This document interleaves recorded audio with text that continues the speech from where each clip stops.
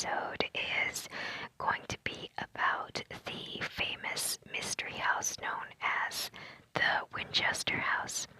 I was familiar with this particular property from an episode of Ripley's Believe It or Not that I had seen when I was very little, and I think what struck me about it at that time was just they were, I guess, doing a tour of the house. I mean, I don't really remember the video that well, but the one thing that for some reason stuck in my mind was that there were staircases built in the house that led to nowhere. They would just go, up to a wall, and that was it.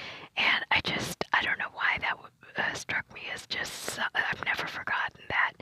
And in any case, over the decades, I didn't investigate or look into this. It was just that sort of imagery that had an effect at that age.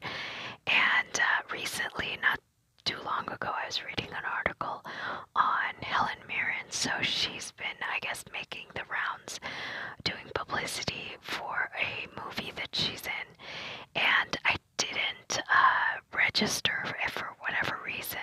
It just looked like it was a horror movie, and I tend to not, pay too much attention to horror films if something like that is coming on the television, like a commercial. I'll usually change the channel or something like that, because I don't want to see something that's going to bother me later on. And some of these commercials, they can get really intense for some unknown reason in so many of these videos. Like if you're scrolling through ASMR videos for some of the more popular channels that have commercials at the beginning, it's like without fail they always have these really loud horror movies just before the ASMR video starts, and usually my headphones are on full volume. So that's one thing that I, at this point, I have to remind myself to keep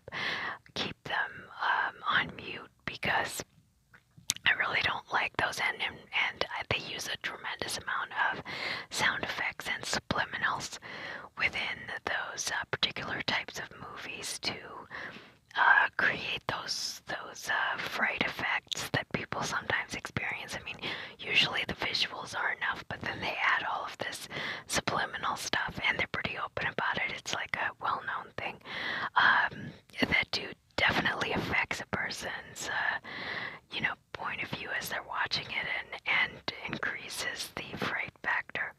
Anyway, so I knew she was doing some kind of a horror film, and I didn't realize that it was about this story that I had some familiarity with. So I think that article that I was reading was for Vogue magazine. We can refer to that later on, but I think this one will probably cover all of the bases. So this is by, I think it's the Prairie, I can't remember the website, what it's called, prairieghost.com. And it has a lot of these sort of supernatural stories, so it's a nice site to go to. But today's episode is going to be on this particular mansion, so I think it will give all of the history that we're looking for. So as you can see, it's a very large estate, and we'll get the year and everything that it's built. So I think I have to actually expand this because they've written it very small.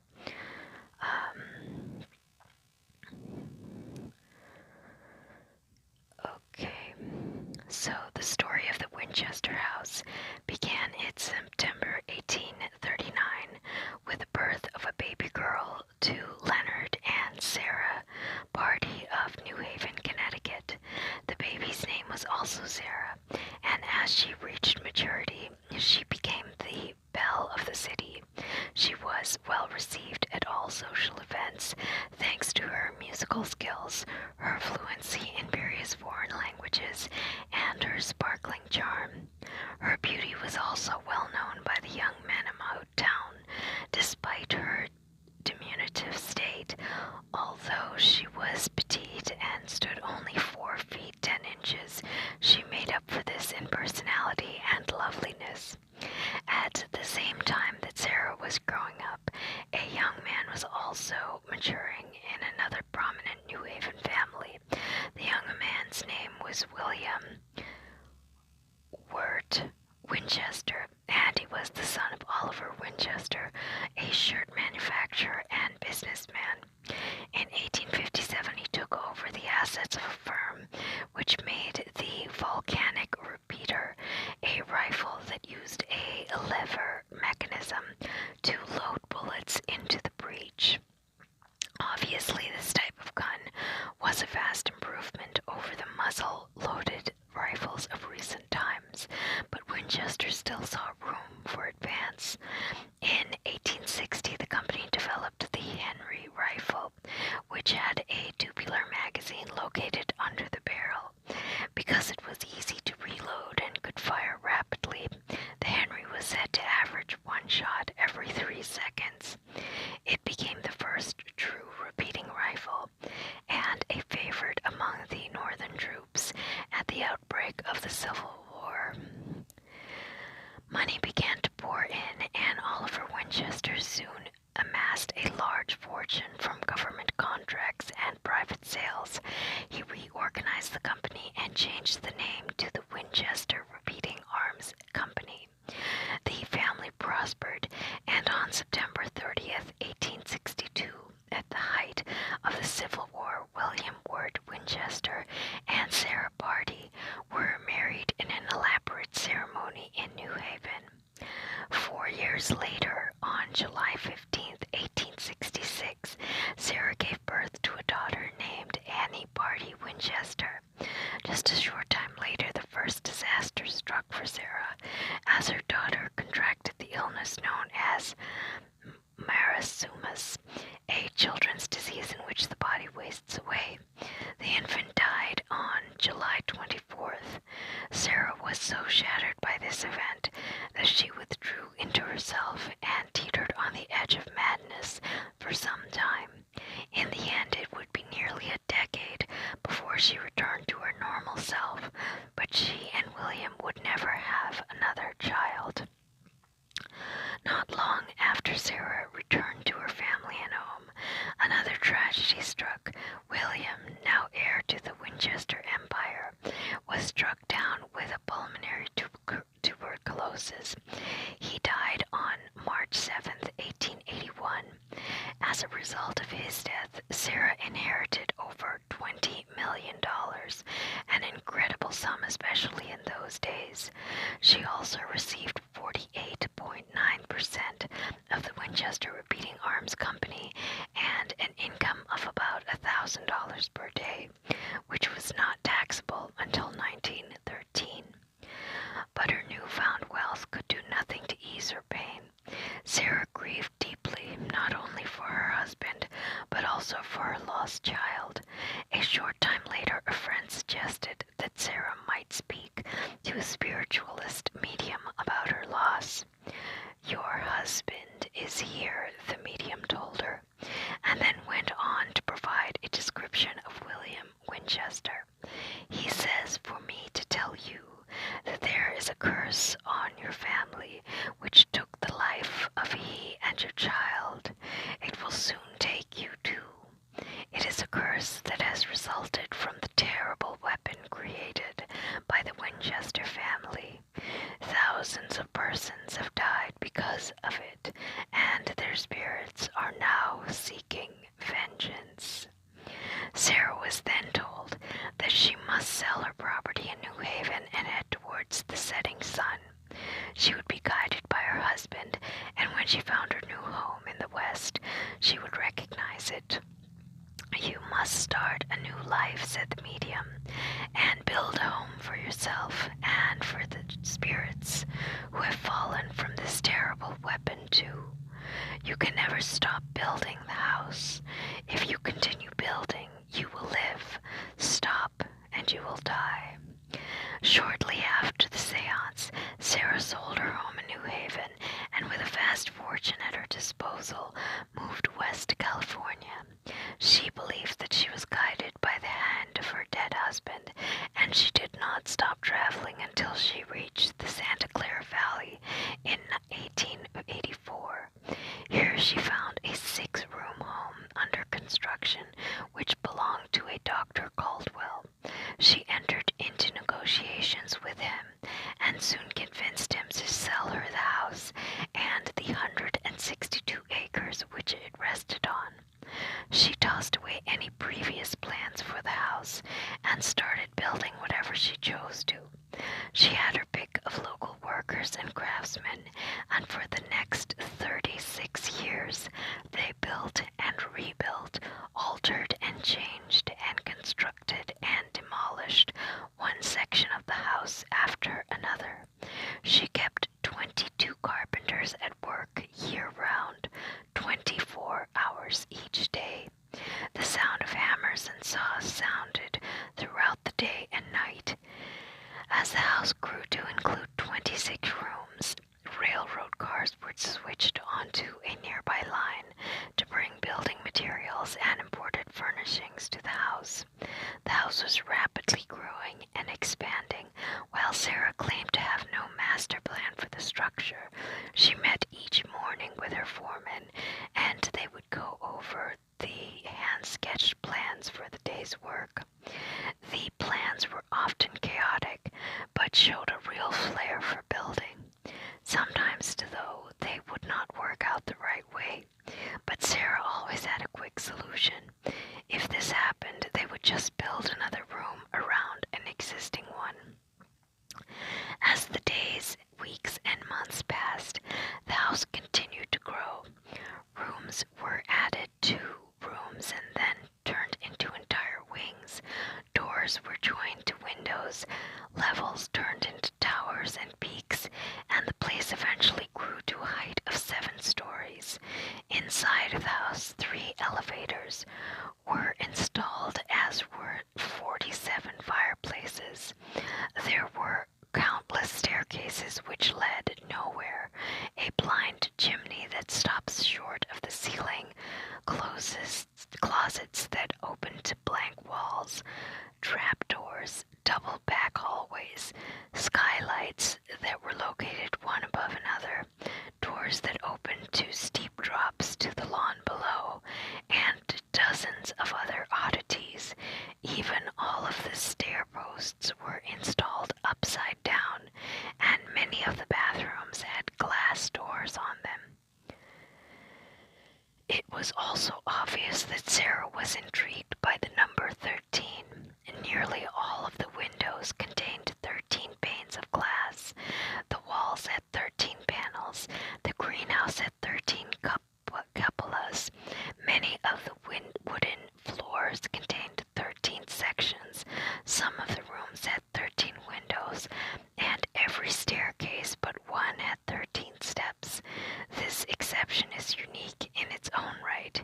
It is a winding staircase with 42 steps, which would normally be enough to take a climber up 3 stories. In this case, however, the steps only rise 9 feet, because each step is only 2 inches high. While all of this seems like madness to us, it all made sense to Sarah. In this way, she would control the spirits who came to the house for evil purposes, or who were outlaws or vengeful people in their past life.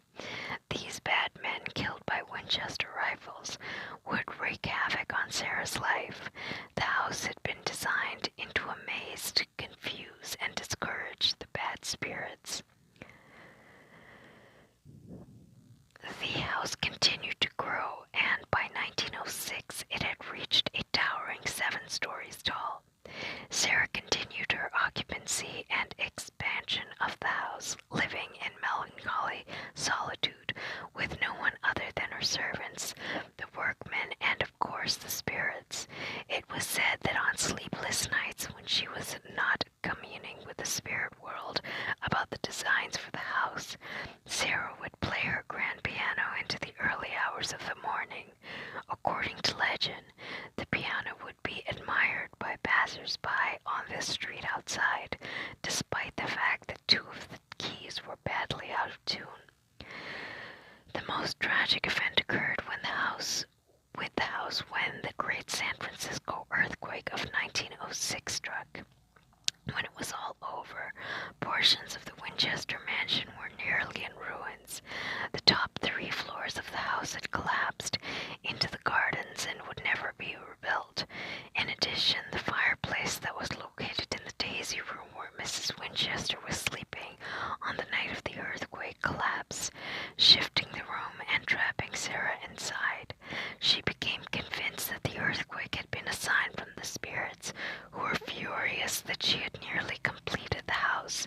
In order to ensure that the house would never be finished, she decided to board up the front 30 rooms of the mansion so that the construction would not be complete, and also so that the spirits who fell when the portion of the house collapsed would be trapped inside forever.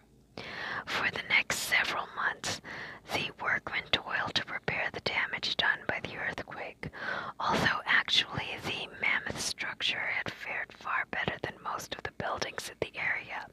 Only a few of the rooms had been badly harmed, although it had lost the highest floors and several cupolas and towers had toppled over. The expansion on the house began once more. The number of bedrooms increased from 15 to 20, and then to 25. Chimneys were installed all over the place, although strangely they served no purpose. Some believe that perhaps they were added because the old stories say that ghosts like to appear and disappear through them. On a related note, it has also been documented that only 2 mirrors were installed in the house. Sarah believed that ghosts were afraid of their own reflection. On September 4th, 1922, after a conference session with the spirits in the seance room, Sarah went to her bedroom for the night. At some point in the early morning hours, she died in her sleep at the age of 83. She left all of her possessions to her niece, Frances Marriott, who had been handling most of Sarah's business affairs for some time. Little did anyone know, but by this time, Sarah's large bank account had dwindled considerably. Rumor had it that somewhere in the house was hidden a safe containing a fortune in jewelry and solid gold dinner service, with which Sarah had entertained her ghostly guests. Her relatives forced open a number of safes, but found only fish lines, socks, newspaper clippings about her daughter and her husband's deaths, a lock of baby hair, and a suit of woolen underwear. No solid gold dinner service was ever discovered. The furnishings, personal belongings, and surplus construction and decorative materials were removed from the house, and the structure itself was sold to a group of investors who planned to use it as a tourist attraction. One of the first to see the place when it opened to the public was Robert L. Ripley, who featured the house in his popular column, Believe It or Not. The house was initially advertised as being 148 rooms, but so confusing was the floor plan that every time a room count was taken, a different total came up. The place was so puzzling that it was said that the workmen took more than 6 weeks just to get the furniture out of it. The moving men became so lost because it was a labyrinth. They told the magazine American Weekly in 1928 it was a house where downstairs leads neither to the cellar nor upstairs to the roof. The rooms of the house were counted over and over again, and 5 years later it was estimated that 160 rooms existed, although no one is really sure if even that is correct. Today the house has been declared a California Historical Landmark and is registered with the National Park Service as a large, odd dwelling with an unknown number of rooms. Most would say that such a place must still harbor at least a few of the ghosts who came to reside there at the invitation of Sarah Winchester. The question, though, do they really haunt the place? Some would say that perhaps no ghosts ever walked there at all, that the Winchester Mansion is nothing more than the product of an eccentric woman's mind,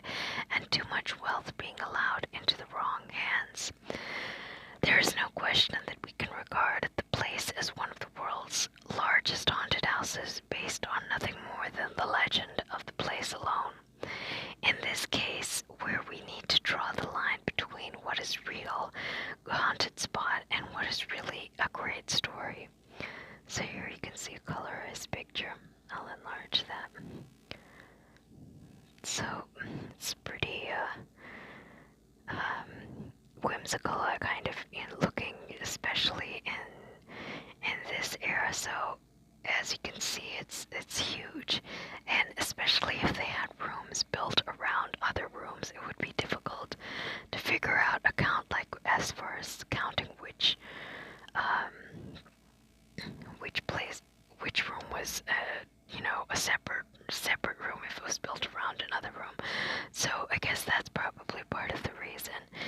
Plus, not understanding where the stairs lead to, even though I'm assuming the foreman would have blueprints, but maybe they never had a proper set of blueprints made if she was just hand drawing directions, and they were building whatever they could think of but on a daily basis, and then taking it down and then rebuilding. So maybe no proper plans were ever put together that they can't figure out even a room count.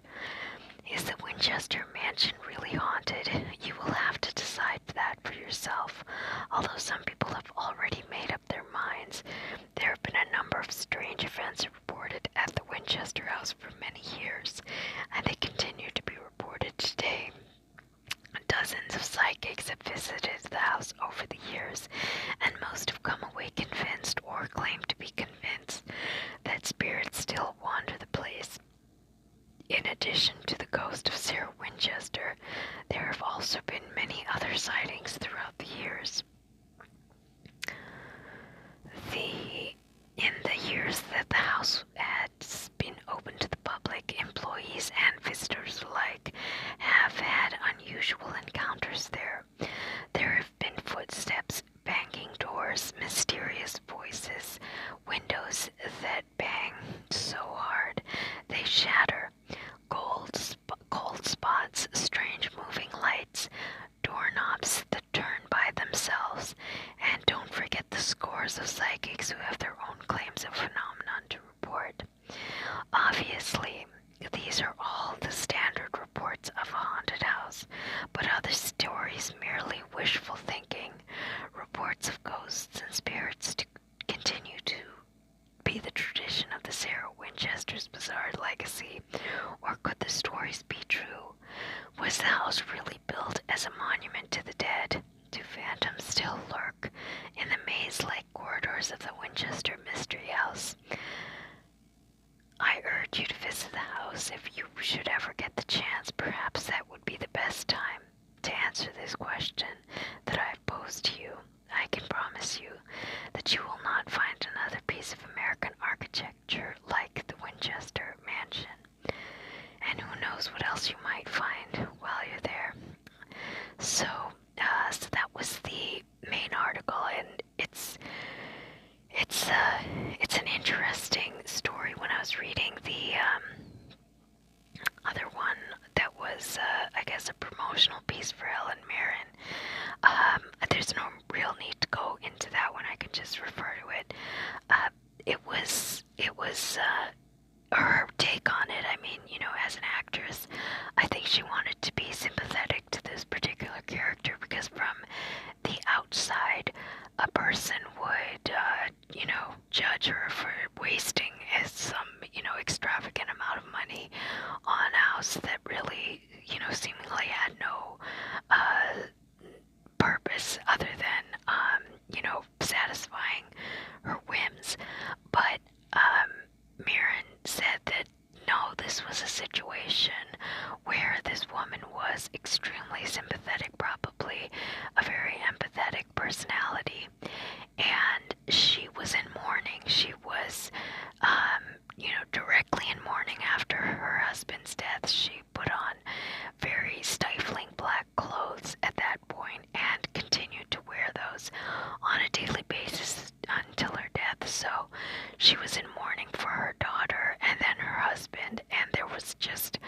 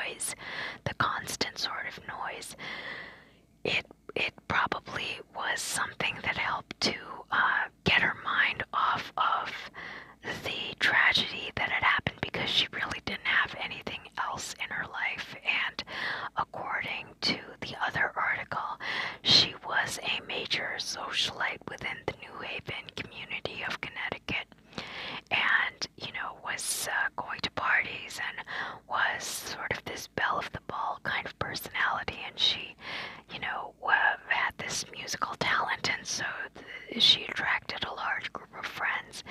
It was after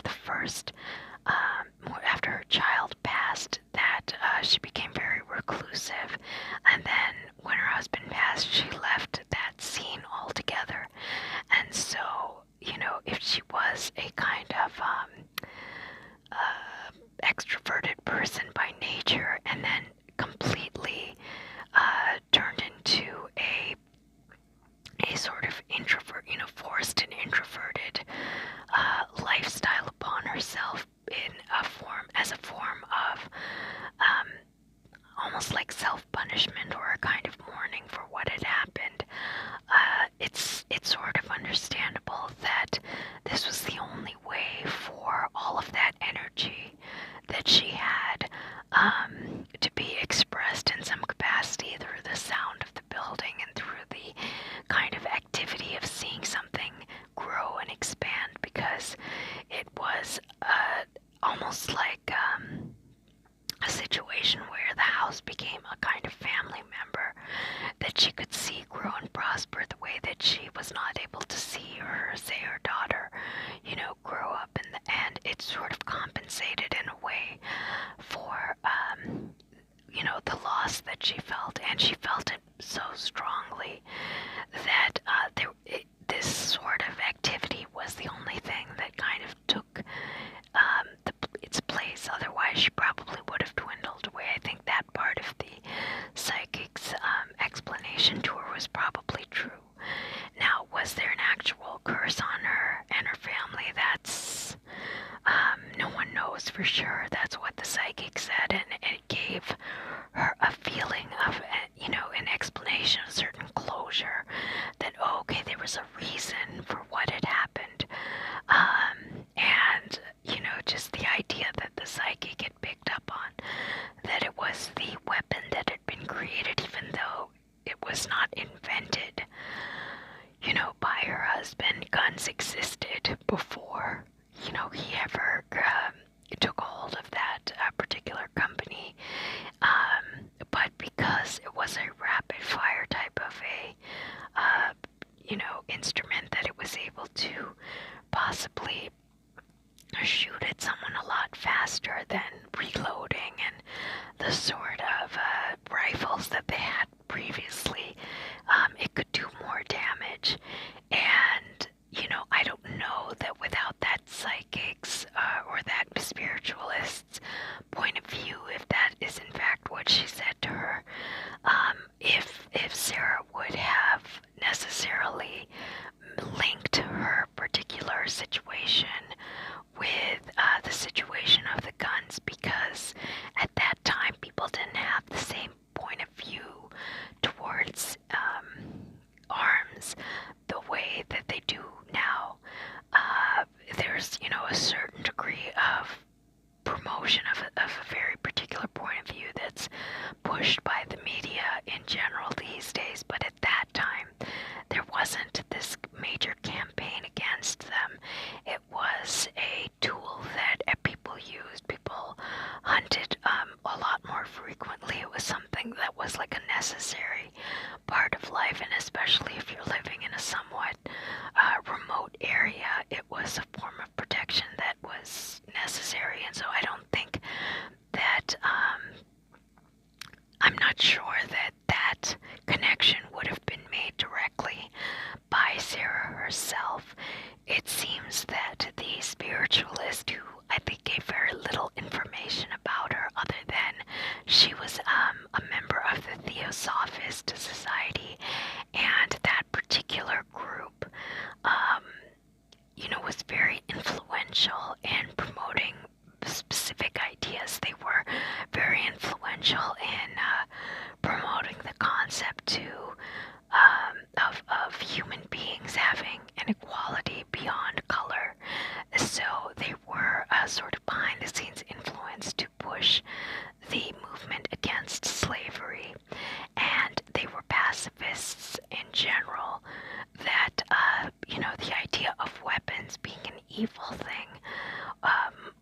was a concept that came specifically from that group, and it has influenced people since that time, because the Theosophists Society had so many members that were prominent individuals within society, and if they're, like, let's say presidents or people that have a certain amount of power were not directly members, a lot of times their wives were, and so that they were getting influenced by this society behind the scenes, and they had a very particular point of view.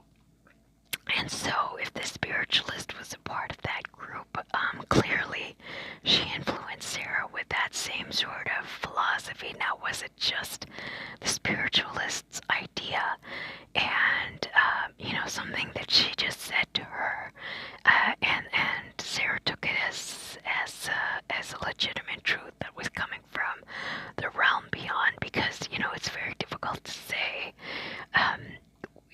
if this particular person just had an agenda and wanted to get paid for her services for that initial seance in New Haven, or if she had some sort of ability to communicate, with some kind of other entity. So it's unclear, but whatever it was, I'm assuming that the woman who had come somewhat well recommended, just the mere fact for her to say that, oh, your husband is here, she would know that she's visiting the Winchester family, and that this is the Winchester widow, and he would be a prominent member of that community as well, so she would be able to describe him, especially if he had only passed somewhat recently, if she was also a member of this affluent society. So for that to be the convincing factor, shows that possibly Sarah was somewhat gullible, but also was looking for some kind of an explanation as to what her situation was, rather than statistically the fact that infant mortality was very high at that particular time, and the travel was precarious, and so both things could have happened. Her infant daughter could have passed, and her husband could have passed, because out of a normal situation, it was obviously not expected in her life, and so she wanted some closure, and a person showed up that gave that closure to her, but it also sent her on a kind of whirlwind mission that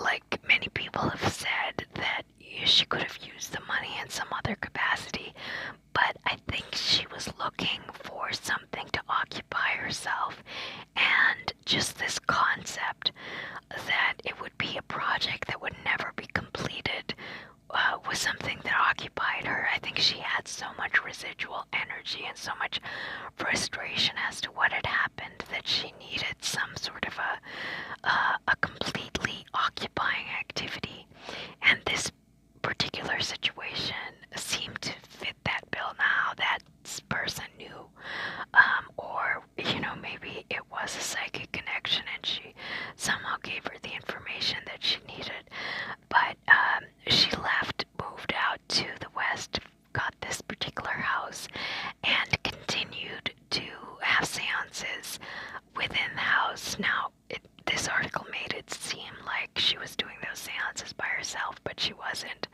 She did have mediums come in, spiritualists come in. Now, I was not clear if she had had the original person brought in, that she had spoken to on the East Coast.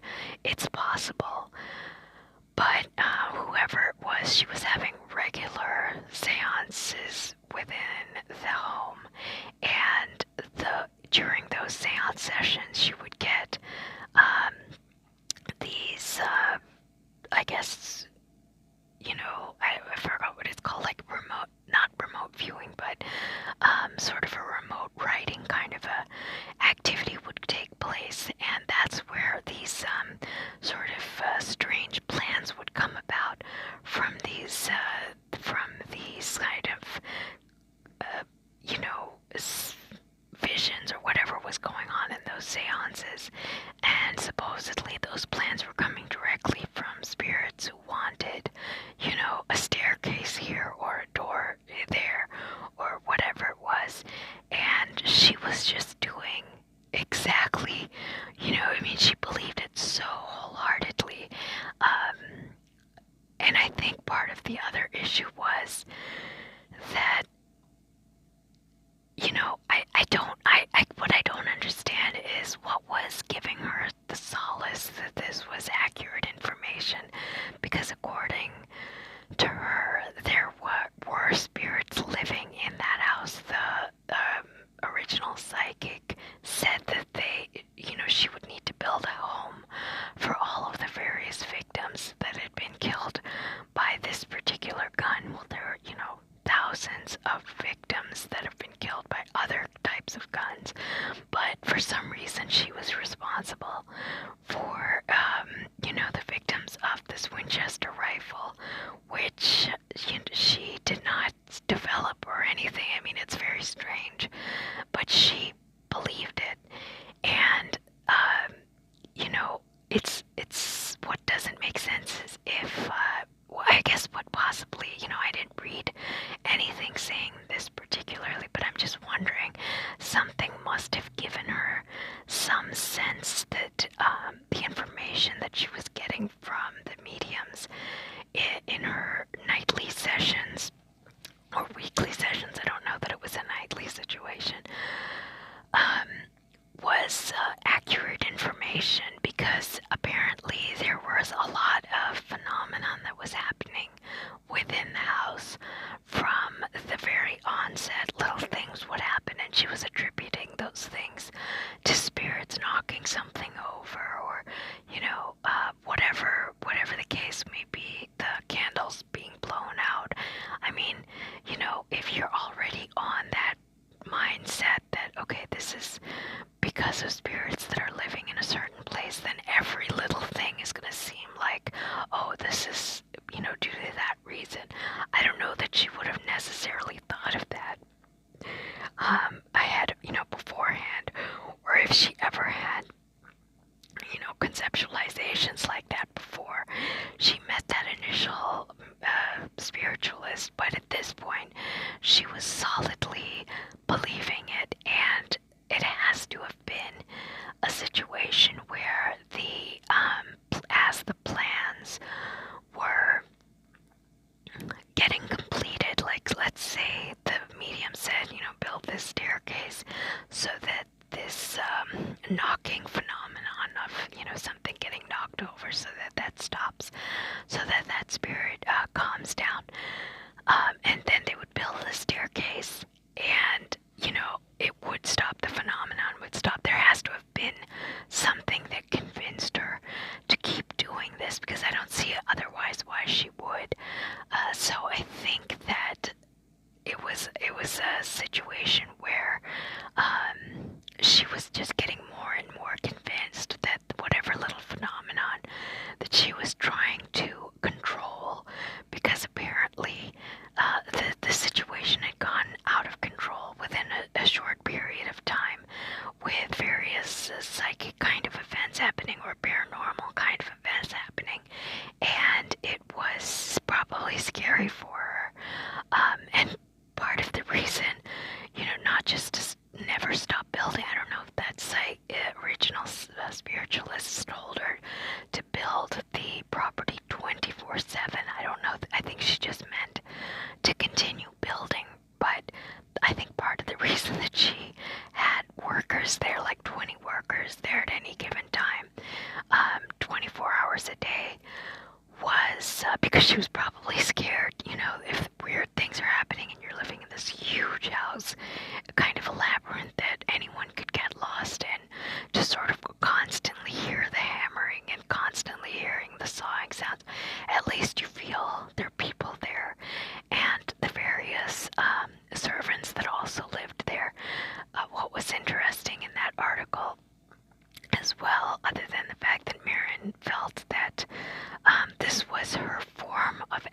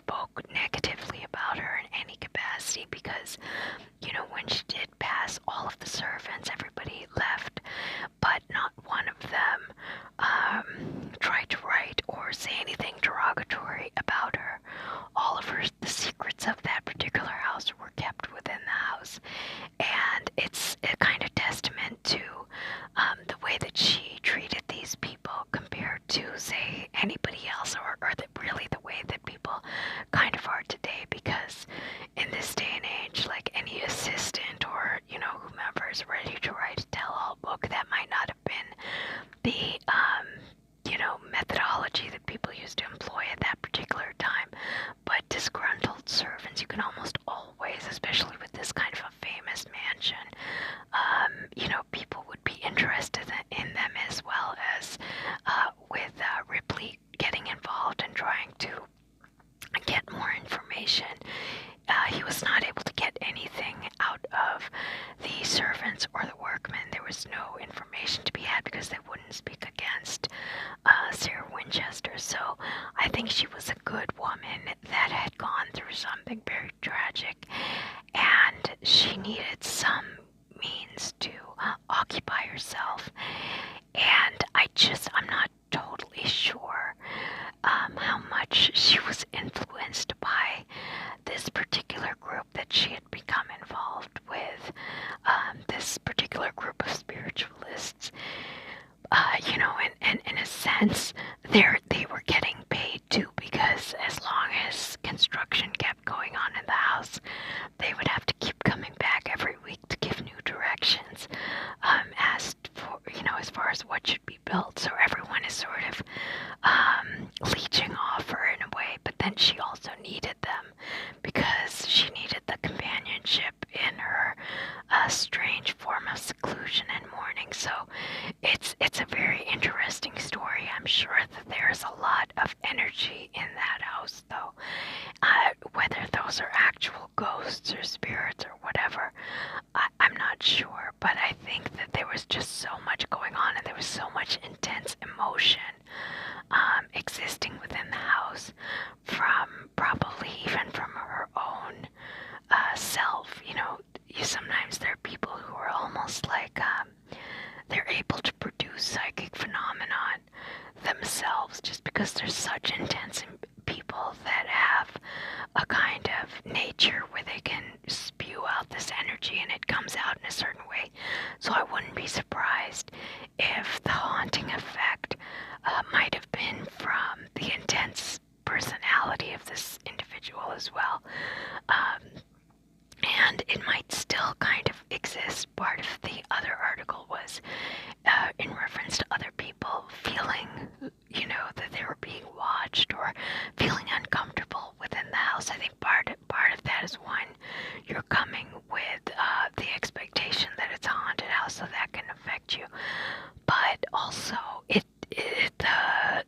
it's a total labyrinth, and you can get easily lost within the property, so that's scary in and of itself. And then with all of these strange structures being built, rooms within rooms, and all of this strange stuff, the wind and different kinds of, creaky sounds, just because there's a lot of wood construction within these old houses, there are constantly going to be noises and eerie sounds coming from different places as the wood expands and contracts. And with the wind blowing, the Santa Clara winds, there's gotta be a lot going on that anybody would feel fearful within the house. But I don't doubt that there's a lot of energy in there. Of what source, I obviously don't know, but I just think that it seems like it was an intense place to be, because she seems to have been an intense person who sort of, tried to become, take that energy and become introverted, but I don't know that she was able to. I think it sort of expressed itself in this capacity. Okay, so anyway, this was the Winchester possibly haunted mansion in Santa Clara, and it is the story of Sarah Winchester. So I hope you guys enjoyed it, and I will talk to you again next time. Have a great night.